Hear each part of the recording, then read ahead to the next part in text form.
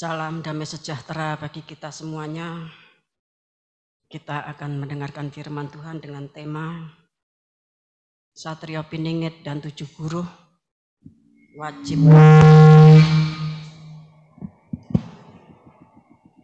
wajib paham. Wahyu pasal 11 ayat 1 dan 2. Kita akan baca Wahyu pasal 11 ayat 1 dan 2.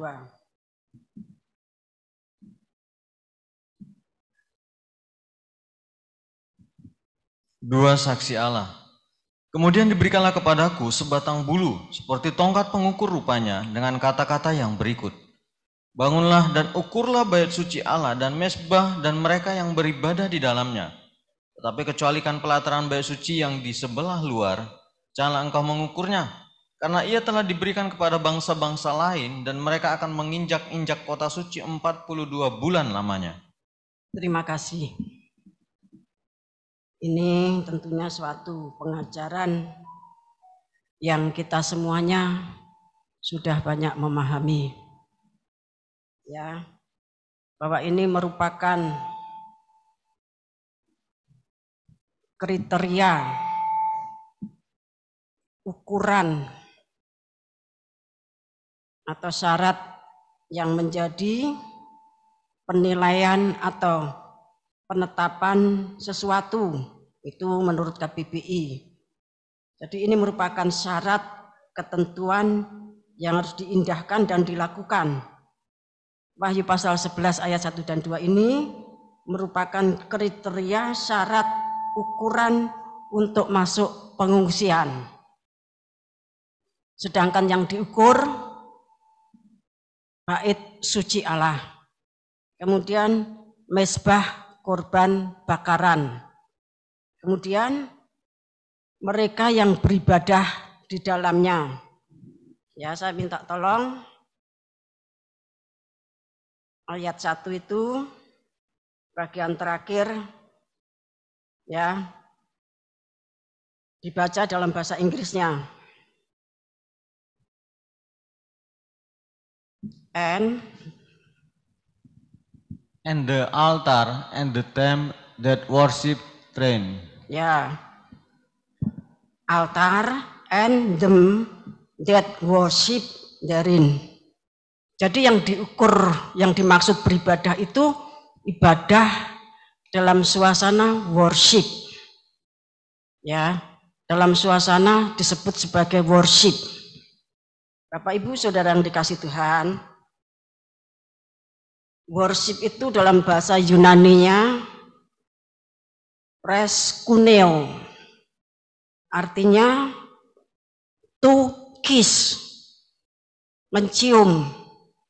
Ya, tentunya yang dicium itu kakinya Tuhan, seperti para perempuan-perempuan yang dicap sebagai perempuan jahat di Israel pada zaman itu. Mereka itu mencium kakinya Tuhan dan diurapi dengan minyak. Ya, kemudian like a dog licking his master's hand. Worship itu artinya seperti anjing menjilat tangan tuannya. Jadi kalau kita sedang menyembah Tuhan itu dalam posisi seperti ini, ya. To kiss. Kemudian like a dog licking his master's hand. Licking itu artinya menjilat. Kemudian to pound or crouch. Ya, to pound itu artinya seperti anak rusa. Anak rusa itu kan selalu rindu makan air, ya.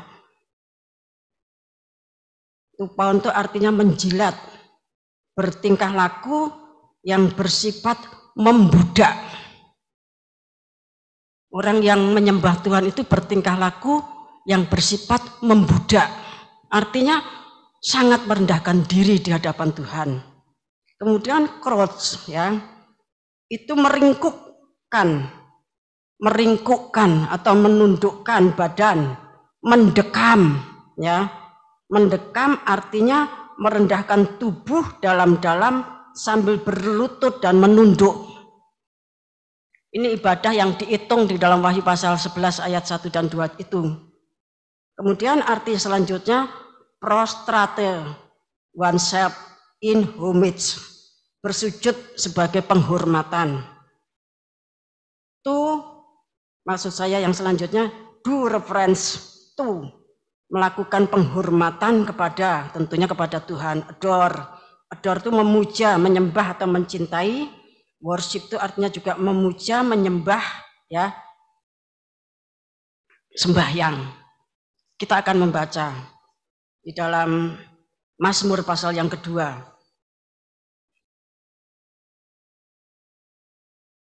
Kita baca ayat 1 dan seterusnya. Agak cepat saja. Raja yang diurapi Tuhan. Mengapa rusuh bangsa-bangsa? Mengapa suku-suku bangsa mereka-reka perkara yang sia-sia? Raja-raja dunia bersiap-siap dan para pembesar mufakat bersama-sama melawan Tuhan dan yang diurapinya. Marilah kita memutuskan belenggu-belenggu mereka dan membuang tali-tali mereka daripada kita. Dia yang bersemayam di sorga tertawa, Tuhan mengolok-olok mereka. Maka berkatalah ia kepada mereka dalam murkanya dan mengejutkan mereka dalam kehangatan amarahnya. Akulah yang telah melantik rajaku di Sion, gunungku yang kudus. Aku mau menceritakan tentang ketetapan Tuhan. Ia berkata kepadaku, anakku engkau telah kuperanakan pada hari ini. Mintalah kepadaku, maka bangsa-bangsa akan kuberikan kepadamu menjadi milik pusakamu dan ujung bumi menjadi kepunyaanmu. Engkau akan meremukkan mereka dengan gada besi, memecahkan mereka seperti tembikar tukang periuk. Oleh sebab itu, hai raja-raja, bertindaklah bijaksana, terimalah pengajaran, hai para hakim dunia. Beribadahlah kepada Tuhan dengan takut dan ciumlah kakinya dengan gemetar, supaya jangan murka dan kamu binasa di jalan. Sebab mudah sekali murkanya menyala. Berbahagialah semua orang yang berlindung padanya. Terima kasih. Jadi Raja Daud ini memasmurkan suatu nubuatan bahwa nanti, ya, bahwa Tuhan Yesus Kristus akan menjadi raja kekal. Ya, seluruh bangsa akan diberikan kepada Tuhan Yesus Kristus. Bahkan dia akan meremukkan bangsa-bangsa dengan gada besi. Oleh sebab itu, supaya kita ini beribadah kepada Tuhan dengan takut dan ciumlah kakinya dengan gemetar. Ya, supaya ia jangan murka dan kamu binasa di jalan, sebab mudah sekali murkanya menyala. Berbahagialah semua orang yang berlindung kepadanya. Jadi ibadah yang dihitung di dalam Wahyu pasal 11 itu suatu ibadah yang bersifat worship. Ya, suatu ibadah yang bersifat worship, menjilat kaki Tuhan, ya, mencium kakinya, menjilat tangan dari Tuhan itu seperti anjing yang menjilat tangan tuannya, meringkuk, merunduk, ya, artinya posisi di dalam penyembahan.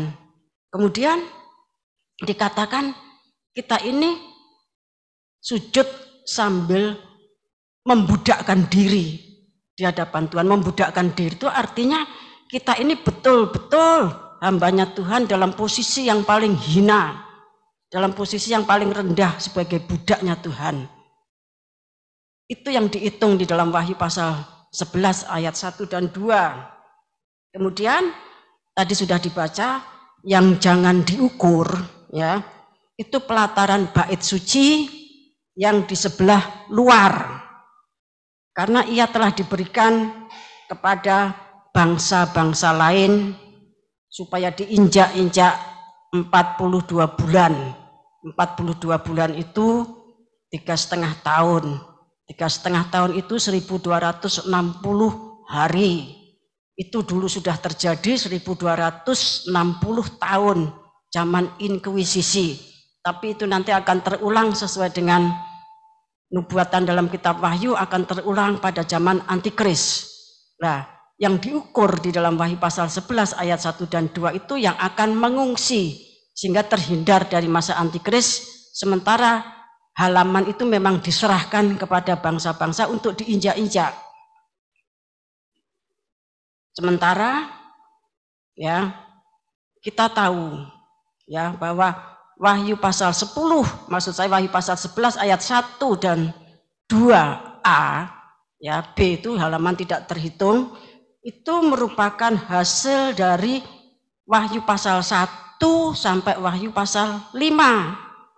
Wahyu pasal 1 itu penampilan Tuhan Yesus Kristus sebagai imam besar Melkisedek yang menyucikan 7 jemaat yang bagaikan 7 kaki dian emas. Dan penyucian tersebut, ya, untuk terwujudnya penyucian, Tuhan berkirim surat kepada masing-masing malaikat sidang. Ya. Kemudian Wahyu pasal 2 dan 3 itu penyucian atas 7 jemaat. Ya, di dalam penyucian itu diakui, ya, kelebihan masing-masing jemaat. Kemudian ditunjukkan juga kekurangan dari masing-masing jemaat. Ya, dan masing-masing jemaat itu sedang bermasalah. Ya, sedang bermasalah. Kemudian Tuhan menunjukkan cara untuk bertobat. Dikatakan, barang siapa bertelinga, dengarkan suara Roh Kudus. Ya, kecuali kita tidak punya telinga, ya firman itu bukan untuk kita. Barang siapa bertelinga, telinganya telinga ini. Ya, tentu juga telinga poncondrio batin. Dengarkan suara Roh huruf besar, dengarkan suara Roh Kudus. Bapak Ibu yang kasih Tuhan, jadi untuk terwujudnya penyucian dan pendamaian Wahyu 2 dan 3, Tuhan itu berkirim surat kepada masing-masing malaikat sidang. Ya, kepada masing-masing malaikat sidang. Ya, kemudian ditunjukkan semuanya. Namanya manusia, papan jenang itu ada purus dan ada lubang purus. Sekalipun ada purus dan ada lubang purus, papan jenang itu harus disalut emas sampai kepada bagiannya yang menonjol, sampai kepada bagiannya yang menjorok ke dalam, yang nanti akan dimasuki bagian yang menonjol itu semuanya harus disalut emas. Ya, kemudian semuanya harus mendengarkan suaranya Roh Kudus. Jangan mendengarkan suaranya dagingnya sendiri, apalagi roh lain, ya. Kemudian Wahyu pasal 4 itu terbentuklah bait suci. Itu sudah merupakan pengajaran yang kita hafal. Wahyu pasal 4 itu terbentuk bait suci yang dimaksudkan di dalam Wahyu pasal 11 ayat 1 dan 2 tadi. Kemudian Wahyu pasal 5 ayat pertama sampai selanjutnya, ya, dari semua yang mengalami penyucian dan pendamaian sampai terwujud bait suci itu akhirnya mereka itu disebut sebagai kerajaan imam yang terdiri dari tiap-tiap suku, kaum, bangsa dan bahasa, ya, yang dibeli oleh darah anak domba.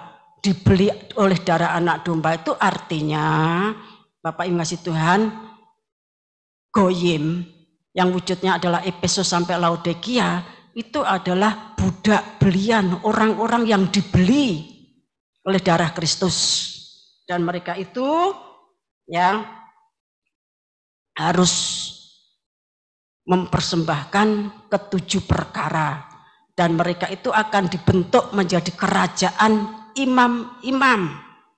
Bapak Ibu Saudara yang kasih Tuhan, akan menguasai bumi. Tentunya langit baru dan bumi baru, ya, dibentuk menjadi kerajaan imam yang mempersembahkan 7 perkara dan tentunya menyembah.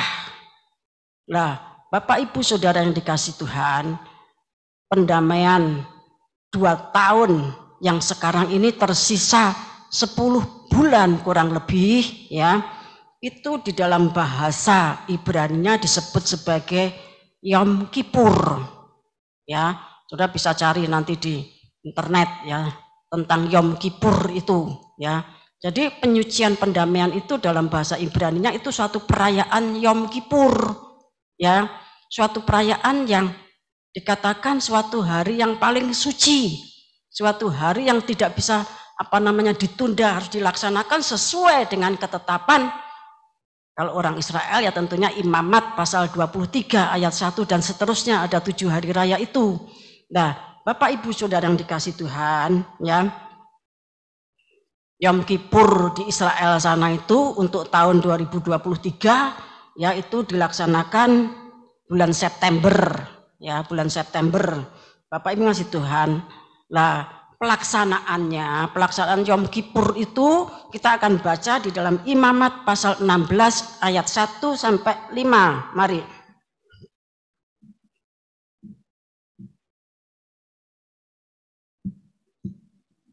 Hari Raya Pendamaian.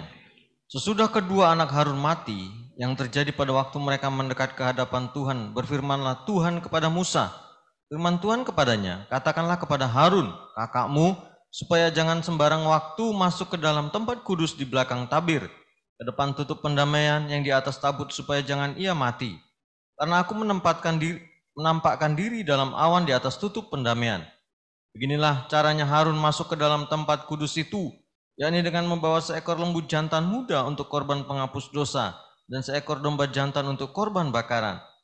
Ia harus mengenakan kemeja lenan yang kudus, dan ia harus menutupi auratnya dengan celana lenan, dan ia harus memakai ikat pinggang lenan, dan berlilitkan serban lenan. Itulah pakaian kudus yang harus dikenakannya. Sesudah ia membasuh tubuhnya dengan air. Dari umat Israel, ia harus mengambil 2 ekor kambing jantan untuk korban penghapus dosa dan seekor domba jantan untuk korban bakaran. Terima kasih. Ya, tadi dikatakan Tuhan berfirman kepada Musa, katakan kepada Harun kakakmu, supaya jangan sembarang waktu masuk ke dalam tempat kudus ke belakang tabir, ke belakang tirai. Nah, firman ini diucapkan sesudah kedua anak Harun mati, yang terjadi pada waktu mereka mendekat ke hadapan Tuhan. Harusnya kan orang mendekat kepada Tuhan itu kan baik, tapi justru Nadab dan Abihu itu mati. Nah, setelah peristiwa Nadab dan Abihu itu mati, maka pelayanan pendamaian itu diatur oleh Tuhan supaya jangan sembarang waktu masuk untuk pelayanan pendamaian masuk ke belakang tabir, karena Tuhan ada berhadirat di atas tutupan gafirat. Masuknya pun diatur, harus membawa korban. Jadi pelayanan penyucian dan pendamaian itu harus dilandaskan di atas korban Kristus. Dan yang bertelinga harus mendengarkan suara Roh Kudus. Bapak Ibu Saudara yang kasih Tuhan, ya, kita akan baca tentang kedua anak Harun yang mati itu. Kita baca Imamat 10.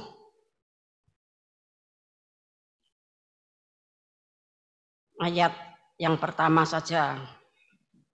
Ya, ayat 1 sampai 2. Kematian Nadab dan Abihu. Kemudian anak-anak Harun, Nadab dan Abihu, masing-masing mengambil perbaraannya, membubuk api ke dalamnya, serta menaruh ukupan di atas api itu. Dengan demikian, mereka mempersembahkan ke hadapan Tuhan api yang asing yang tidak diperintahkannya kepada mereka. Maka keluarlah api dari hadapan Tuhan, lalu menghanguskan keduanya sehingga mati di hadapan Tuhan. Terima kasih. Ya, kasusnya itu karena tidak menetapi ketetapan Tuhan pada waktu itu, yaitu api yang ditetapkan, tetapi membawa api asing. Ya, api asing itu dalam bahasa Ibraninya Shur. Z-U-W-R, Shur. Itu artinya to turn aside, especially for lodging. Ya, artinya apa? Dia tuh memutar ke samping dan secara khusus menuju kepada penginapan. Penginapan yang dimaksud tentunya tabernakel. Jadi to turn aside, muter ke samping, ya, kemudian mengambil api secara khusus, ya, yang ada di penginapan tentunya waktu itu menunjuk kepada tabernakel, berarti bukan dari mezbah kurban bakaran, kan dikatakan to turn aside, berputar ke samping menuju secara khusus especially, ya, for lodging, ya, Bapak Ibu kasih Tuhan. Jadi pelayanan penyucian pendamaian itu haruslah dilandaskan atas korban Kristus. Musa, maksudnya Harun dan anak-anaknya membawa persembahan, kemudian bangsa Israel juga membawa persembahan untuk penghapus dosa, ya. Dikatakan tadi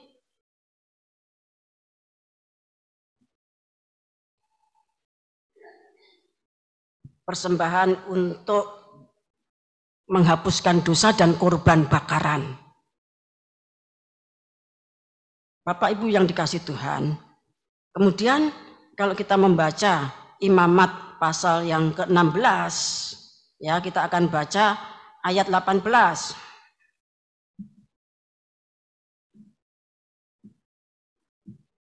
Imamat 16 ayat 18 mulai. Kemudian haruslah ia pergi keluar ke mezbah yang ada di hadapan Tuhan dan mengadakan pendamaian bagi mezbah itu. Ia harus mengambil sedikit dari darah lembu jantan dan dari domba jantan itu dan membubuhnya pada tanduk-tanduk mezbah sekelilingnya. Ya, jadi dalam pelayanan penyucian pendamaian, Harun itu membawa darah dan ukupan, kemudian semuanya dipercik 7 kali. Baik itu yang di dalam ruang maha suci, yaitu tabut perjanjian dan tutupannya, kemudian yang ada di ruang suci, tentunya mulai dari mezbah dupa, ya, kemudian bejana, maksud saya mezbah dupa, kemudian meja roti, kemudian pelita emas. Setelah itu dia keluar, ya, pergi keluar ke mezbah. Nah, kalau dia pergi keluar ke mezbah itu tentunya dia pergi ke mezbah korban bakaran. Karena mezbah korban bakaran itu adalah mezbah maha kudus.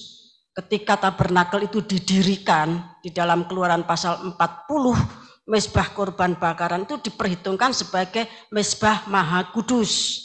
Sehingga pada saat pengangkatannya, waktu diangkut untuk bongkar pasang, mezbah korban bakaran, meja roti, pelita emas, mezbah dupa, tabut perjanjian itu diperhitungkan sebagai barang-barang maha kudus. Bapak Ibu kasih Tuhan. Kemudian akhirnya kita baca ayat 33 dari Imamat 16.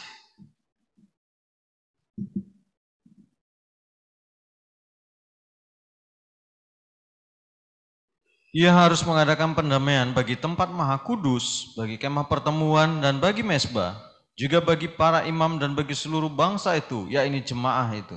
Ya, jadi Imamat 16 ayat 33 ini sama dengan Wahyu pasal 11 ayat 1 dan 2. Jadi yang mengalami percikan, mengalami pendamaian itu pertama itulah tempat maha kudus.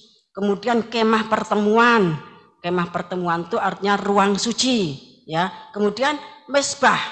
Yang dimaksud mezbah itu adalah mezbah yang dimana dalam ayat 18 tadi Harun itu keluar ke mezbah yang di hadapan Tuhan, mezbah yang di halaman, ya, mezbah yang di halaman.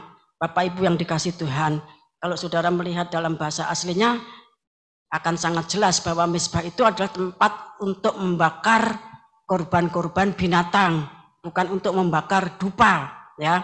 Jadi Imamat 16 ayat 33 itu sama dengan Wahyu pasal 11 ayat 1 dan 2. Jadi syarat kita itu masuk pengungsian itu mengalami pelayanan pendamaian, penyucian dan pendamaian, dan harus dilandaskan di atas korban Kristus dan harus mendengarkan suara Roh Kudus.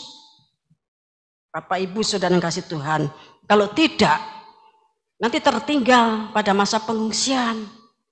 Bapak Ibu saudara yang kasih Tuhan, dan Alkitab menjelaskan nanti akan diinjak-injak oleh antikris.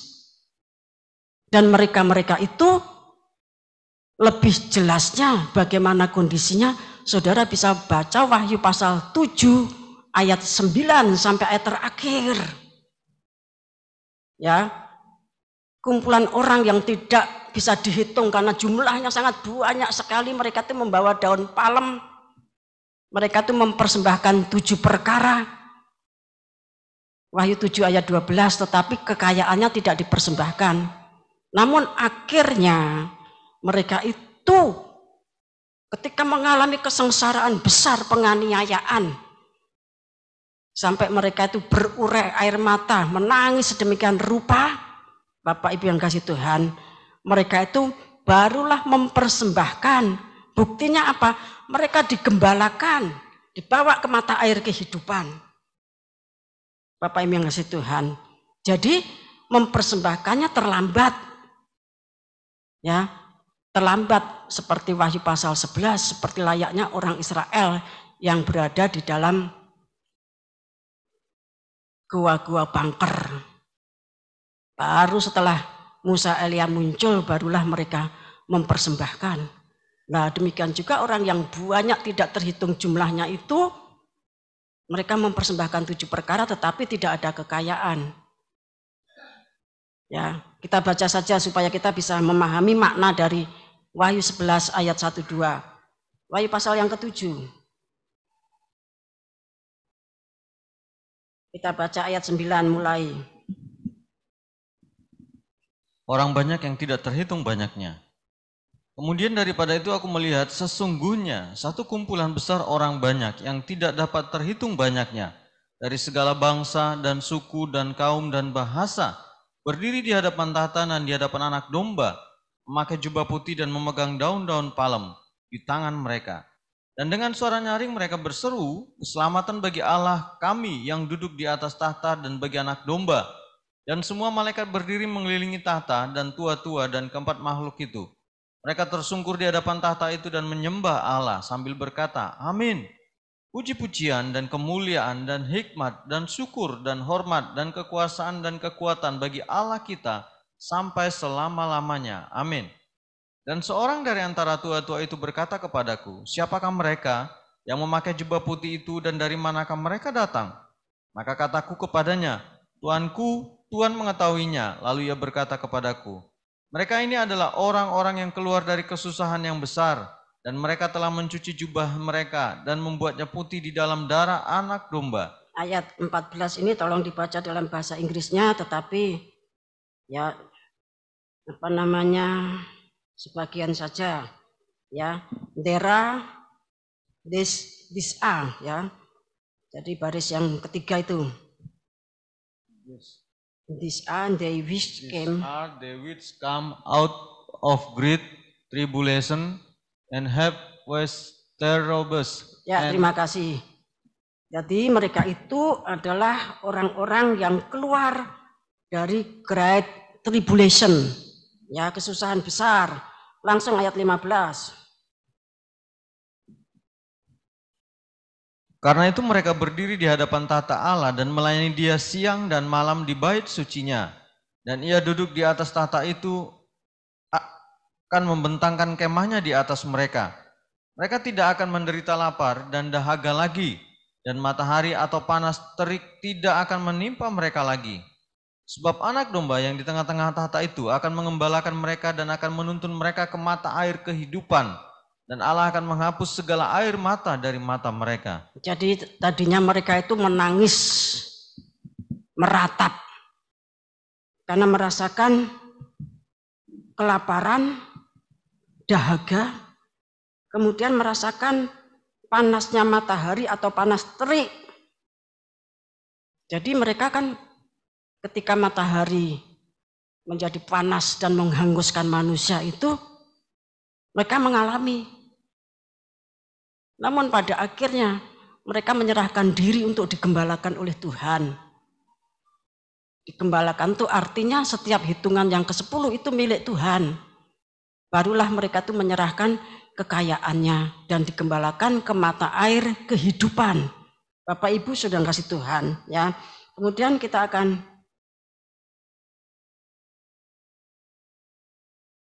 membaca Matius pasal yang kelima ayat 23 dan 26 sampai 26. Matius pasal 5 ayat 23 sampai 26.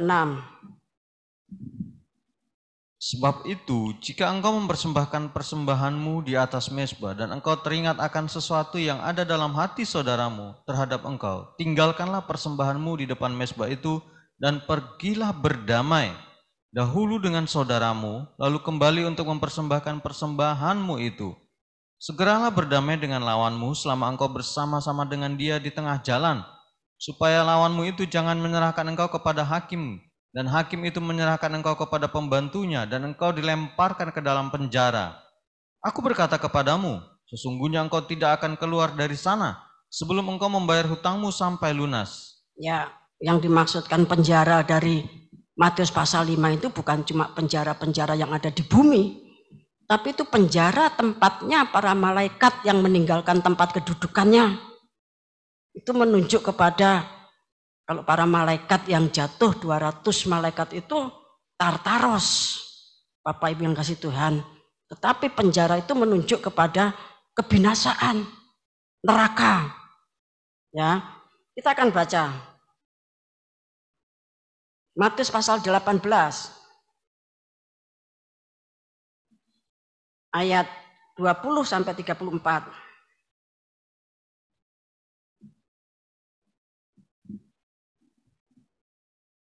Sebab di mana 2 atau 3 orang berkumpul dalam namaku, di situ aku ada di tengah-tengah mereka. Perumpamaan tentang pengampunan.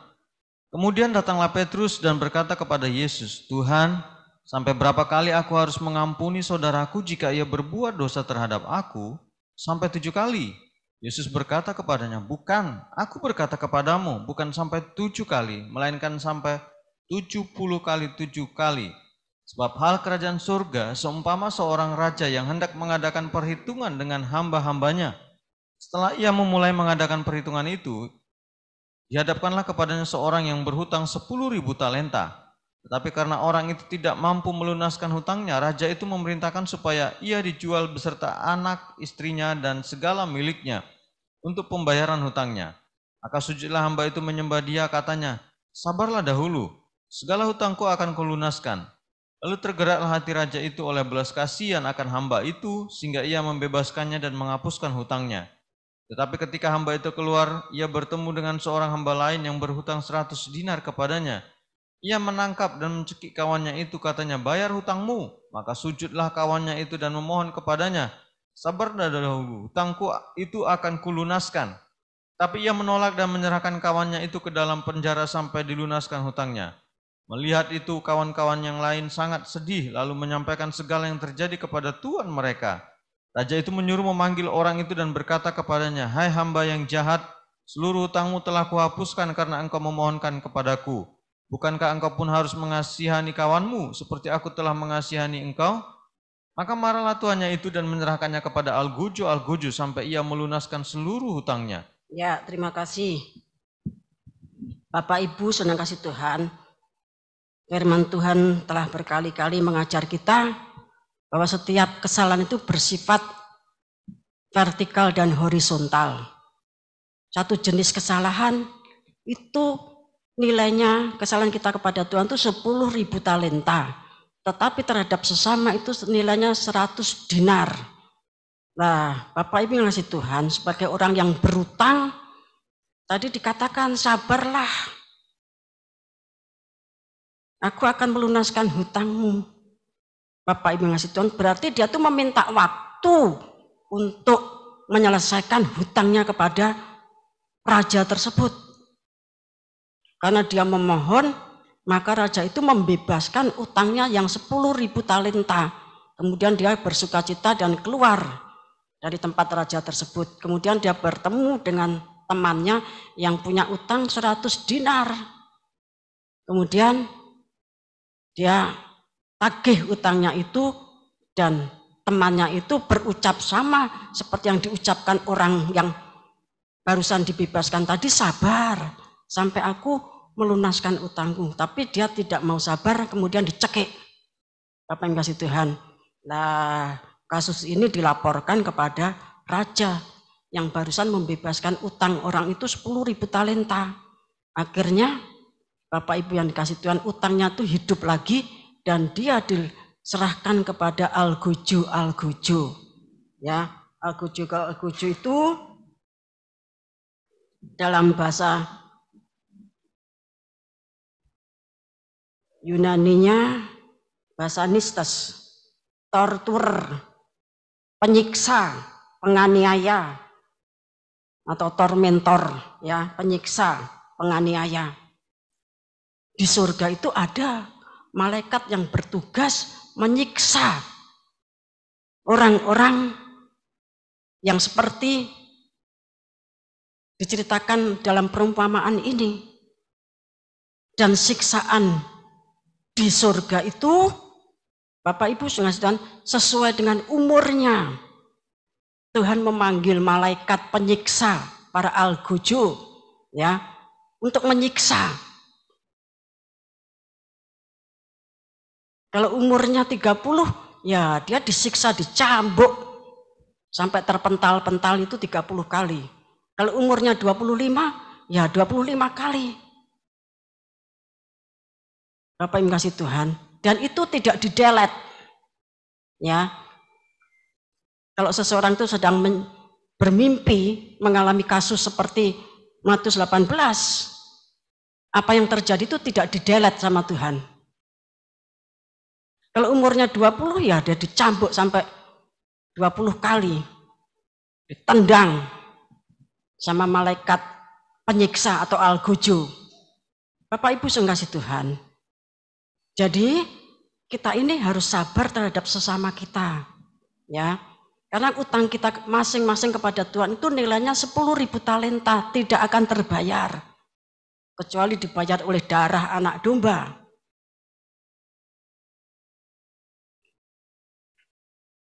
Kemudian kita akan membaca Wahyu pasal 2 ayat yang ke-7.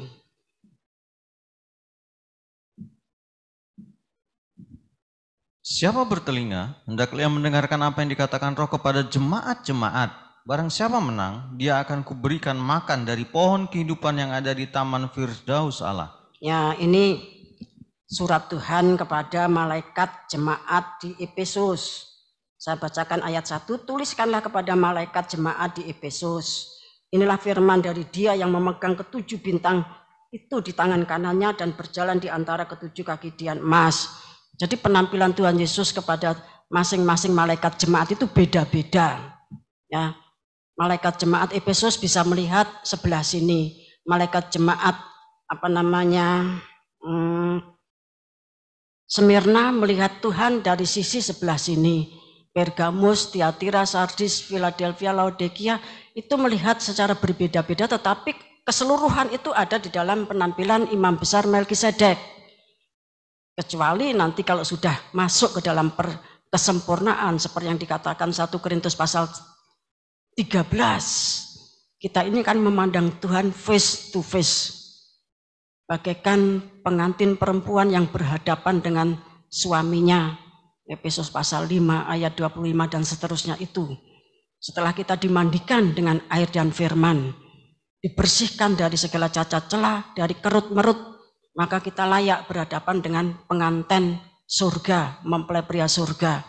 Bapak Ibu ngasih Tuhan. Jadi Tuhan itu berbicara kepada malaikat jemaat Efesus.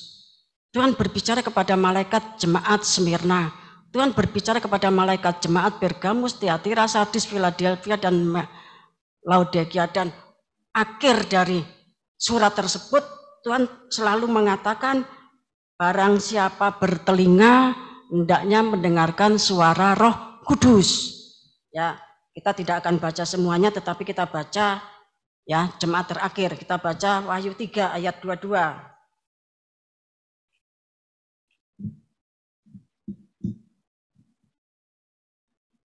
Siapa bertelinga, hendaklah ia mendengarkan apa yang dikatakan Roh kepada jemaat-jemaat. Nah, ini malaikat jemaat di Laodikia. Dan tuliskanlah kepada malaikat jemaat di Laodikia, inilah firman dari Amin, saksi yang setia dan benar, permulaan dari ciptaan Allah. Ya, menurut pewahyuan, jemaat Laodikia itu adalah jemaat dari guru Amerika, ya, yang kaya raya. Namun demikian, tetap mereka itu harus bertobat dengan cara mendengarkan suara Roh Kudus. Bapak Ibu kasih Tuhan. Karena kalau kita tidak memanfaatkan saat pendamaian yang tinggal 10 bulan ini, nasibnya ya seperti Wahyu pasal 11 ayat yang kedua. Akhir. Tidak diperhitungkan, tidak diukur. Ya, tidak diperhitungkan dan tidak diukur dan diserahkan, memang diserahkan kepada bangsa-bangsa untuk diinjak-injak 42 bulan lamanya.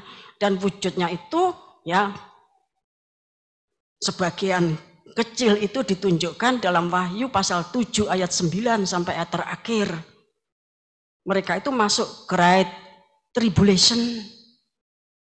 Barulah ketika masuk Great Tribulation mereka itu menangis, meraung-raung, haus, kelaparan. Bapak Ibu kasih Tuhan, menderita kepanasan dari terik matahari. Itu sangkakala atau bokor yang keberapa itu. Bapak Ibu Saudara yang kasih Tuhan. Oleh sebab itu waktu yang tinggal 10 bulan ini kita manfaatkan. Dan hari ini saya itu sudah kencan, janjian sama Tuhan. Kiranya Tuhan berkenan hadir sebagai imam besar Melkisedek. Ya, karena yang punya hak mencucikan, mendamaikan itu adalah imam besar Melkisedek. Setiap hari kita harus mengalami penyucian dan pendamaian. Karena mata Tuhan ada di segala tempat.